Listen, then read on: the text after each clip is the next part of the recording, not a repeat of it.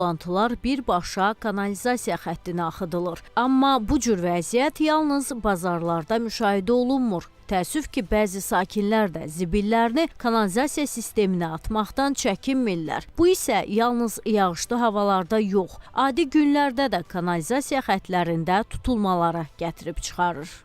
Biz tez-tez rastlaşdığımız hallar olur ki, kanalizasiya baxış quyularından, məişət tullantıları üçün nəzərdə tutulan xəttlərdən paltar, buşlat, pampers, salfetlər atılır. Halbuki gündəlik istifadə etdiyimiz salfetlərin özü də əriməyəndir. Su dəydikcə ərimir. Baxış quyularından inək kəlləsi çıxır, qəssablar tərəfindən kəsilib atılan dərilərdir, iri buynuzlu heyvanların daxili orqanlarıdır. Bunlar hamısı xəttlərin tıxanmasına gətirib çıxardır. Və bu əziyyətin də elə vətəndaşlarımız da, biz qurum adından, idarə adından özümüz də əziyyətini çəkirik. Elə bir fikir də formalaşmışdı ki, biz binaların giriş hissəsinə bloklara yazaq, afişa kimi qeyd eləyək ki, yəni bu kanalizasiya sisteminə zibil qabı kimi baxmasınlar.